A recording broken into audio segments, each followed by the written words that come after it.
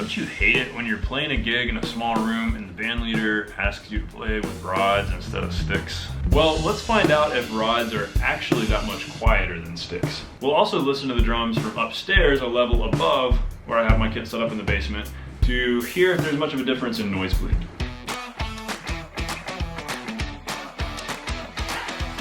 Hey everybody, welcome to The Non-Glamorous Drummer. If you're new to the channel, be sure to hit the subscribe button.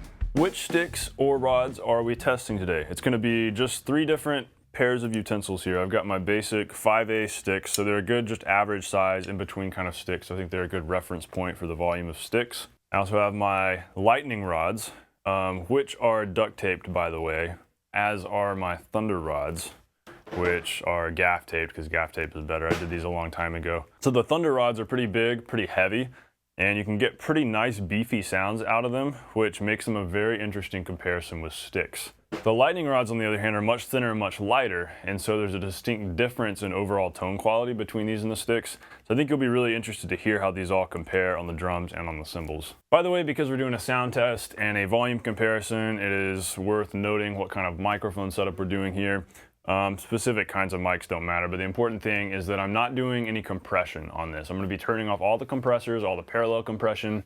If you're not familiar with what that means, compression is where a loud sound gets squashed, and so things that are louder become a little bit quieter, and so things that are quiet can end up louder. So it's an effect that messes with the volume, and so we're not going to use any of that because that would kind of destroy this comparison. We're going to be listening a lot through the overheads because they give a really nice overall natural picture of the kit with a little bit of close mic. I've also got my room mics back here, which also give a really good feel for how these different utensils sound in the room. But for the final comparison, where we're going to listen from upstairs in my kitchen just through the floor to compare noise bleed differences, I'm going to be moving my room mic up there. So you'll be listening to the room mic through the floor or through the ceiling to really hear the difference. So we'll do that at the end of the video. So this is going to be pretty simple. We're just going to go down the list. I'm going to play at 3 different volumes roughly with each of the utensils. We'll start with the 5/8 sticks, and then we'll go to the lightning rods and then the thunder rods.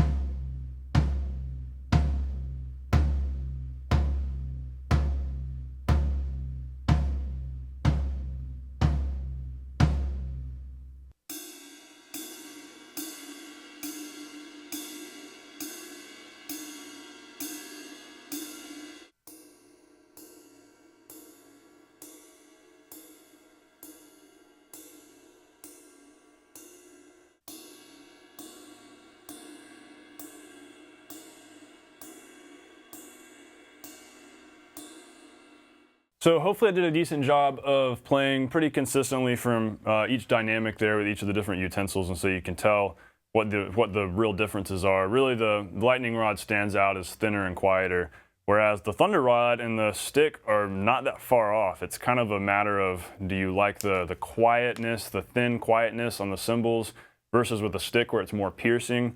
Do you like the lighter, it's almost a lighter tone you get out of the snare with the thunder rods than with the sticks, and so it's just these minute differences. So it's going to be really interesting to see if we can tell a volume difference from upstairs.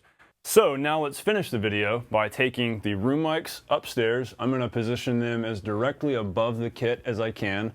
There is no insulation between my basement and my kitchen. I have not insulated this yet, and so literally it's just some wood and some flooring and about, I don't know, 6-8 feet of space in between. So it'll be kind of interesting to hear how that bleed is, and that might make it more or less obvious the sound differences between these. So let's find out.